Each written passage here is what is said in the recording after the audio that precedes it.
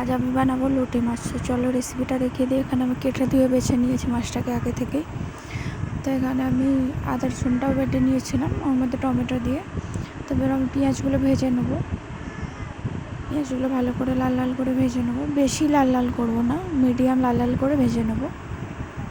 এবার আমি মশলাটা দিয়ে দিলাম, মশলাটা দিয়ে ভালো করে কষিয়ে নেবো। এটা একটা দারুণ স্বাদের একটা মাছ, আমার দারুণ লাগে, আশা করছি প্রত্যেকটা বাঙালিরই এটা ফেভারেট। তো ভালো করে আমি কষিয়ে নিই। এবার জিরে, হলুদ, লঙ্কা গুঁড়ো, ধনে গুঁড়ো সব দিয়ে দেবো, নুন দিয়ে দেবো পরিমাণ মতো। তো আমি সবটা মশলা দিয়ে ভালো করে এবার একটু কষিয়ে নেবো। এটা কষানো হয়ে গেলে তারপর আমি মাছটা দিয়ে দেবো।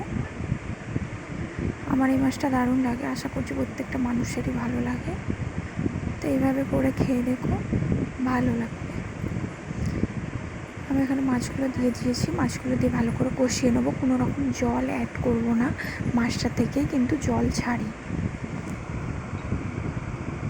দেখতেই পাচ্ছ মাছটা থেকে কত জল ছেড়ে গেছে। এবার আমি ভালো করে উল্টে পাল্টে মাছগুলোকে নাড়িয়ে ভেঙে ভেঙে নেবো। এমনি ভেঙে যাবে মাছগুলো, এক একটা গোটা থাকে, সেগুলোকে ভালো করে নাড়িয়ে নুড়িয়ে ভেঙে নেবো, কষিয়ে নেব।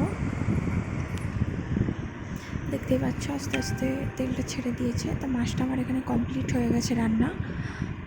দেখতেই পাচ্ছ আমার রান্নাটা যদি তোমাদের ভালো লাগে তাহলে আমার চ্যানেলটাকে সাবস্ক্রাইব করে দিও, একটা লাইক করে দিও। এখনকার মতো টাটা, বাই বাই।